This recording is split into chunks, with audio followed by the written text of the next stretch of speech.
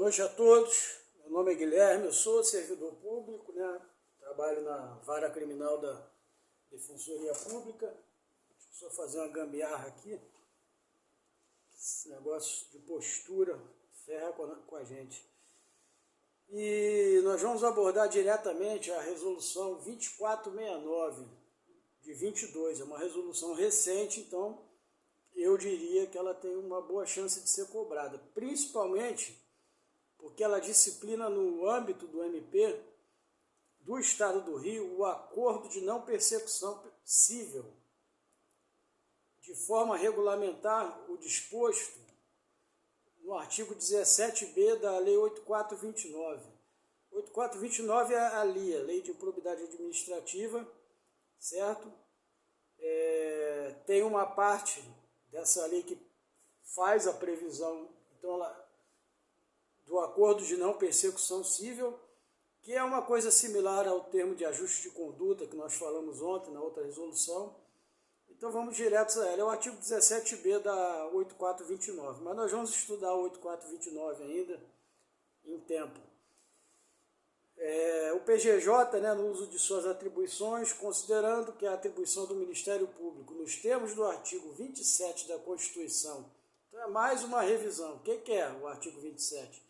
Defesa da ordem jurídica, do regime democrático, dos interesses sociais e individuais indisponíveis, devendo promover em consonância com o artigo 129, inciso 3º,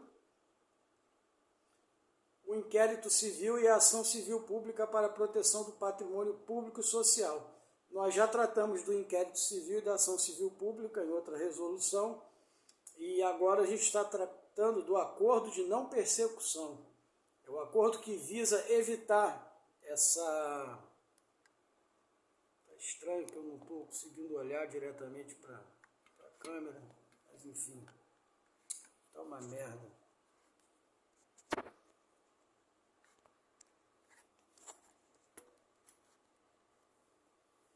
Perdemos um tempo aí, não adiantou nada. Deixa eu ver se eu consigo mais luz aqui, mas tá bom. Então, considerando também que a resolução 118 de 14, né, do CNMP, dispõe sobre a política nacional de incentivo à autocomposição no âmbito do MP. Institui a referida política com o objetivo de assegurar a promoção da justiça e a máxima efetividade dos direitos e interesses que envolvem a atuação da instituição. A autocomposição por exemplo, é uma tentativa de acordo para se evitar um processo penal ou civil mais complicado. Então, a autocomposição, por exemplo, ela é feita nos juizados especiais cíveis e criminais, né? Onde as pessoas vão lá quando são causas penais, criminais de menor gravidade, ou questões cíveis de baixo valor, abaixo de 40 mil, algo, não sei como está atualizado hoje em dia. A pessoa, né, as partes são convidadas aí ao juizado especial para tentar resolver aquilo, né? Muitas vezes nem é com o juiz, na maioria das vezes não é um juiz não togado, é um advogado, né, que está ali adquirindo experiência, que geralmente está se preparando para ser juiz. Então, outro considerando é que incumbe ao MP brasileiro implementar e adotar mecanismos de autocomposição, como a negociação, a mediação, a conciliação e o processo restaurativo e as convenções processuais. É tudo que a gente acabou de falar, né? Autocomposição, negociação, processo restaurativo, que eu não sei, confesso exatamente do que se trata, depois eu posso pesquisar para complementar o PDF, e convenções processuais, né? Acordos. Considerando também que a Lei 13.964 e a 14.230, elas modificaram a 8429, a LIA, Lei de Improbidade Administrativa, e permitiram expressamente a utilização da consensualidade, do consenso, como forma de solução de conflitos na seara da improbidade administrativa. Porque os crimes de improbidade administrativa, em primeira análise, são crimes de natureza administrativa cível, né? Não tem característica, em princípio, de crimes penais. Eles podem se desdobrar depois, de acordo com o desenrolar do processo. Ao introduzir o acordo de não persecução civil no ordenamento jurídico vigente, certo? Considerando que, apesar da Lei 14.230 ter aplicabilidade imediata e trazer balizamentos, o Instituto ainda carece de regulamentação suplementar a fim de estabelecer parâmetros que assegurem homogeneidade na atuação funcional e garantam eficiência na tutela do patrimônio público e da moralidade administrativa, sem prejuízo da independência funcional assegurada constitucionalmente ao MP.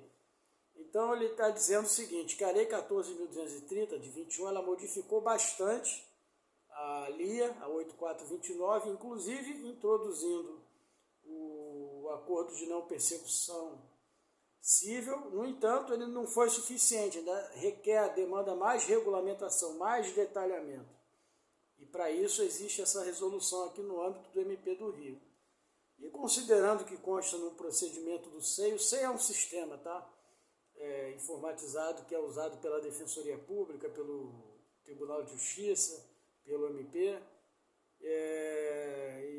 Ele tem um número e esse processo foi instaurado no SEI para acompanhar a regulamentação do acordo de não persecução civil no âmbito do Ministério Público do Rio de Janeiro. Vamos para as disposições gerais. A presente resolução disciplina o acordo de não persecução cível, negócio jurídico celebrado entre o Ministério Público e pessoas físicas ou jurídicas investigadas pela prática de improbidade administrativa devidamente assistidas por advogado ou defensor público. Então, o camarada foi lá, cometeu um crime que está previsto na LIA, na 8429, conforme eu falei, ainda vamos estudar. Existe a possibilidade de um acordo de não persecução civil, desde que o cara confesse, e aí existe espécie de termo de ajuste de conduta. Parágrafo 1º. O acordo de não persecução civil, vamos chamar de ANPC, poderá ser proposto desde que necessário e suficiente para a prevenção e a reprovação do ilícito mediante avaliação das peculiaridades do caso concreto, considerando-se, inciso 1, ser mais vantajoso a tutela do bem jurídico que o ajuizamento da ação de improbidade administrativa ou seu prosseguimento, levando-se em consideração, entre outros fatores. Então, ele considera, às vezes, é mais vantajoso a tutela do bem jurídico do que ajuizar a ação, que pode demorar meses, talvez até anos, levando-se em consideração, entre outros fatores, o tempo de duração do processo, ou seja, economia processual, celeridade, a efetividade das sanções aplicáveis, ou seja, as sanções passam a ser efetivas, e elas têm um resultado, um impacto na sociedade, certo? Isso significa efetividade, que é diferente de eficiência, é diferente de eficácia. E em tempo veremos isso. A maior abrangência de responsabilização de agentes públicos e de terceiros envolvidos no ilícito. Quando você propõe um acordo, o cara acaba confessando, assumindo, se redimindo, ressarcindo o erário, sem a necessidade de uma ação mais onerosa, mais custosa, mais trabalhosa. A personalidade do agente, às vezes o cara agiu de má fé, mas não a ponto de ensejar uma ação cível, mais gravosa, então, de repente, é um cara primário e tal, convém o acordo de não persecução cível, certo? A natureza, as circunstâncias, a gravidade e a repercussão social do ato ilícito. Isso será levado em conta quando for ou não proposto o acordo, Quando o membro do MP não identificar indícios suficientes da existência de ato de improbidade de responsabilidade do agente público ou de terceiro, não será cabível o acordo de não persecução cível. Ou seja, se não houve indícios da existência de ato de improbidade e de responsabilidade, não será cabível o acordo de persecução civil. A recusa na celebração do acordo de não persecução civil, vamos chamar de ANPSC, né, será fundamentada e deverá constar dos autos do procedimento investigatório ou do processo judicial. Parágrafo 4º. A celebração do acordo de não persecução civil não afasta a eventual responsabilidade administrativa ou criminal pelo mesmo fato, observados os balizamentos da Lei 8.429. Ou seja, ele pode estar celebrando um acordo de não persecução civil, mas algo que ele fez naquele procedimento todo pode ter se caracterizado como crime também. E aí ele vai responder cumulativamente na esfera civil, podendo fazer um acordo de não persecução, mas vai ter que responder na esfera administrativa e na esfera penal. Às vezes um crime ele está sujeito a mais, está abrangido por mais esferas. Ele é uma improbidade administrativa, ele é um crime tipificado, previsto no Código Penal, certo? E então, nos regulamentos administrativos, né, nas sanções, então ele pode ser um crime de natureza cumulativa, ou seja, o fato de haver acordo de não persecução civil não livra o cara de um possível processo penal, criminal. O ANPC, além do ressarcimento ao erário e da perda de bens ou valores acrescidos ilicitamente ao patrimônio, contemplará, conforme o caso, a aplicação de uma ou mais sanções combinadas em lei, observado o disposto no artigo 10º, que vamos ler ainda, né, inciso 6º desta resolução, bem como as condições necessárias para assegurar a sua efetividade. Parágrafo 1º. A vantagem devida obtida será revertida à pessoa jurídica lesada, né? Ele lesou uma pessoa jurídica, geralmente de direito público, então a vantagem devida, né, por exemplo, enriquecimento ilícito, que é um dos crimes previstos na LIA, ele vai ressarcir a pessoa jurídica, ainda que oriunda de agentes privados, porque às vezes existe um contrato de concessão e o camarada cometeu o crime de enriquecimento ilícito em cima de verbas que foram transferidas via concessão ou via outro contrato ou convênio ou acordo ou outros instrumentos congêneres da administração pública com particulares, e ele vai ter que ressarcir, mesmo que essa quantia seja oriunda de agentes privados, que muitas vezes foram repasses públicos feitos a agentes privados. Parágrafo 2º. A aplicação da sanção a que se refere o caput deste artigo poderá ser afastada de maneira fundamentada nas situações em que o beneficiado pelo acordo colaborar com as investigações e o processo. É uma espécie de delação premiada. Uma espécie não, é uma delação.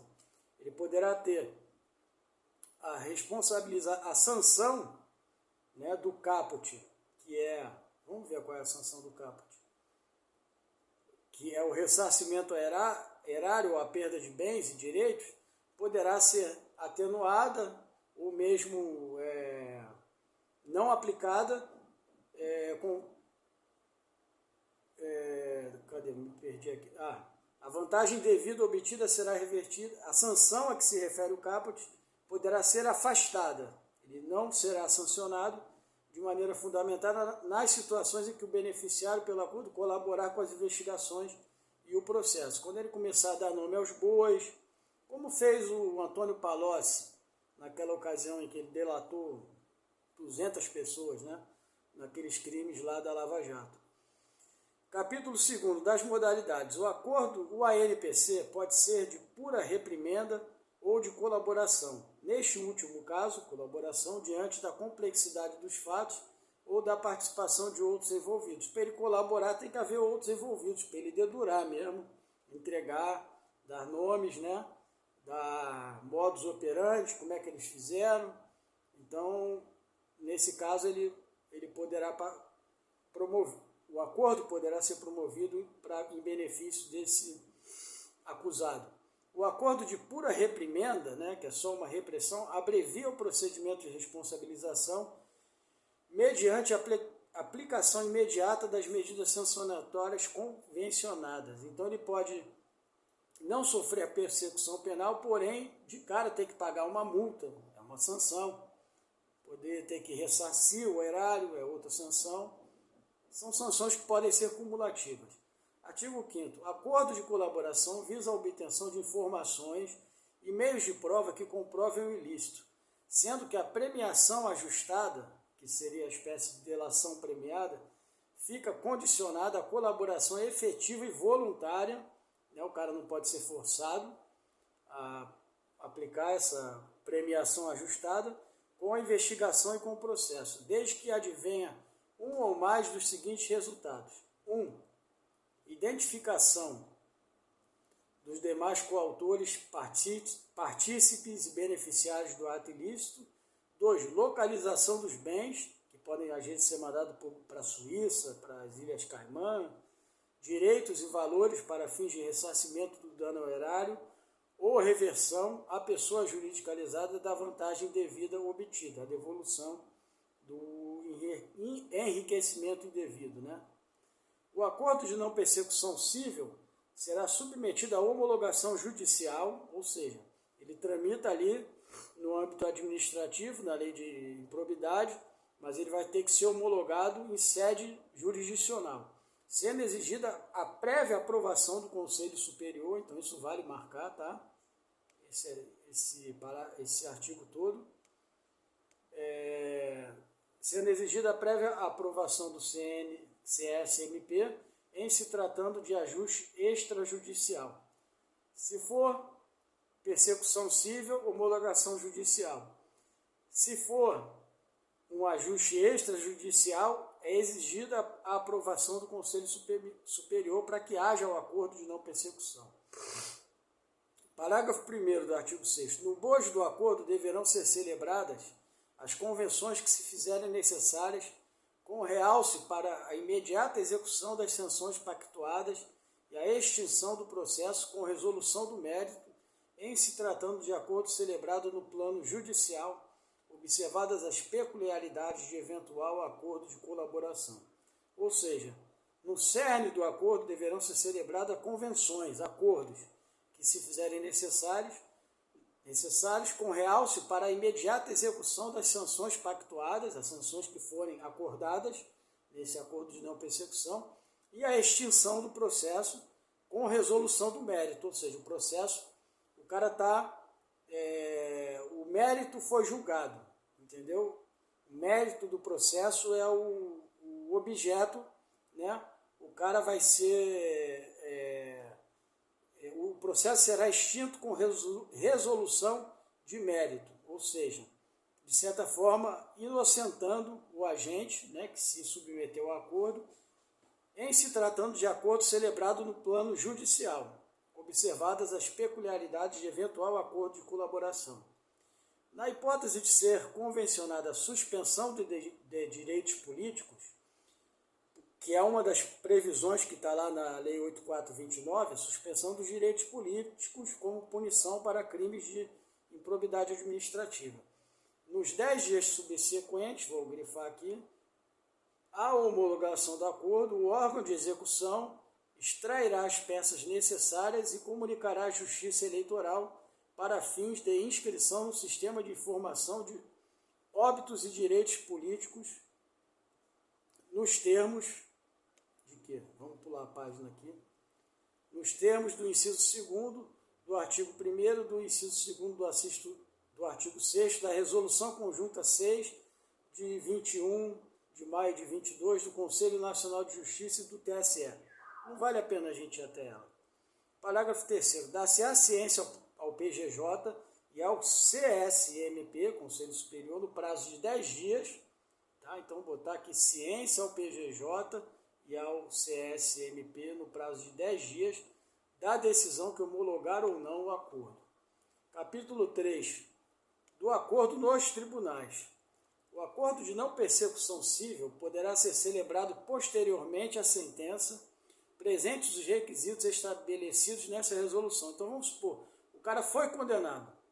Porém, por alguma razão, o MP resolve propor ao juiz esse acordo, entendeu? Embora já tenha sido celebrado, já tenha havido, né, a sentença. Então, posteriormente à sentença, o MP pode chegar ao juiz e propor, vamos retroagir, vamos anular essa sentença, ou revogar essa sentença, melhor dizendo, não anular, porque ela não era ilegal, se estiverem presentes requisitos estabelecidos nessa resolução. Eles vão aparecer ao longo dela. Parágrafo único. A atribuição para apreciação da proposta de acordo de não persecução civil em processos com recursos interpostos para o Tribunal de Justiça será do Procurador de Justiça com atribuição. E caso haja recurso interposto para o STF ou para o STJ, do Procurador-Geral de Justiça. Ou seja, se o recurso foi para o TJ, né, na primeira instância foi para o TJ, será de competência do Procurador de Justiça com atribuição. E caso haja recurso para o STF ou para o STJ, que são Supremo e Superior Tribunal de Justiça, aí será pelo PGJ mesmo, tá? Se forem as duas cortes máximas do nosso ordenamento jurídico, né? Artigo 8º. O Ministério Público cientificará o relator do caso a respeito da negociação voltada à celebração do acordo. Relator por exemplo, se for num tribunal, é o desembargador responsável por tratar dos autos e tomar as decisões e propor as votações, é o líder naquela ação específica, naquele processo específico, né? O MP cientificará o relator do caso a respeito da negociação voltada à celebração do acordo, oportunidade em que será postulado que o processo não seja pautado para julgamento. Então, ele vai chegar para o relator do processo, porque já chegou na justiça, vai falar para o relator, vamos celebrar esse acordo, e nesse caso, celebrando o acordo, caso Vossa Excelência concorde, nessa oportunidade, né, vamos postular que o processo não seja pautado para julgamento. Então, o relator, que é quem tem a incumbência de pôr em pauta um processo para ser julgado, para jogar para o pleno, para haver aquela votação, né, ele vai propor ao relator que não haja essa pauta, que não seja colocado em pauta o julgamento. Artigo 9º. Caberá ao órgão de execução de primeira instância promover o acompanhamento do cumprimento do acordo de não persecução civil homologado em instância superior. Então, caberá ao órgão de execução de primeira instância promover o acompanhamento do cumprimento do ANPC homologado em instância superior. Capítulo... É horrível, ele pula esse. Capítulo 4 do conteúdo, certo? O acordo formalizado nos autos por escrito vinculará toda a instituição e deverá conter o seguinte: identificação completa do celebrante, agente público ou terceiro, pessoa física ou jurídica, assim como a indicação da prévia oitiva do ente federativo lesado. Pode ser a União, o Estado, o município, nos termos do inciso 1º do parágrafo 1º, artigo 17b da Lei 8.429, que é a LIA. Segundo, descrição circunstanciada, detalhada, tá, da conduta ilícita, com menção expressa às condições de tempo e local. Subsunção da conduta ilícita imputada à modalidade legal específica de ato de improbidade administrativa, ou seja, ela vai se submeter à modalidade legal, ela vai ser caracterizada como modalidade específica de ato de improbidade. Ela vai estar, subsunção é isso, estar submetida a assunção, né, que é assumir, da responsabilidade pelo ato ilícito praticado. O sujeito tem que assumir que praticou aquele ilícito. Quantificação e extensão do dano causado e dos valores acrescidos ilicitamente, quando houver, atualizados monetariamente e acrescido de juros legais, na forma do parágrafo 3º do artigo 17b da Lei 8.429. Já viu que é esse artigo que vai tratar disso quando estudarmos a lei, e aí vocês vão entender a lei muito melhor, observando, e ela cai demais, observando-se que o ressarcimento e o perdimento de bens, né, que são sanções cabíveis no crime de improbidade, e o perdimento de bens e valores não poderão ser objeto de composição sobre seu montante, mas tão somente sobre a forma, o prazo e o modo de cumprimento de obrigação. Ou seja, o sujeito lesou um ente público ou um ente privado que recebeu passes públicos em 10 milhões. Essa quantia não vai ser reduzida. O que pode acontecer é negociar a forma de pagamento, parcelar em tantas vezes, num prazo X, e o modo de cumprimento da obrigação. Nunca o quantitativo. O quantitativo não pode ser prejudicado. Inciso 6, previsão de aplicação de uma ou mais sanções combinadas na Lei 8.429, observados os limites máximos e mínimos legais considerados para a definição e fixação de seus patamares, parâmetros e circunstâncias previstos no inciso 1º do artigo 1º desta resolução, o que pode ser excepcionado em se tratando de consensualidade de colaboração. Então basta voltar lá no artigo 1º da resolução e entender melhor esse parágrafo. Ele não diz grandes coisas, mas ele vale a pena voltar lá e ler. 7º, forma de cumprimento, né? Lembrando que são requisitos. Forma de cumprimento do acordo com especificação das medidas sancionatórias negociadas, bem como do ressarcimento do dano e de devolução de bens, direitos e valores acrescidos ilicitamente. É o que acontece quando o cara comete um crime de improbidade administrativa. 8º, previsão de aplicação de multa diária ou outra espécie de combinação que se mostre adequada e suficiente para o caso de descumprimento das obrigações nos prazos assumidos. Observado o disposto no artigo 5º da Resolução 79 de 2017 do CNMP. Ela não está prevista em prova, creio eu. Se tiver, não vamos estudá-la depois. 9º, garantias reais ou fidejussórias. Fidejussórias são garantias também. Por exemplo, para você entender o que é uma coisa fiduciária ou fidejussória, quando você compra um carro e faz o financiamento, você vai lá no cartório e faz um acordo de alienação fiduciária, ou seja, é uma garantia de que se você não pagar suas prestações, dentro dos termos desse acordo que você fizer, desse contrato, você vai ter o seu bem penhorado, certo?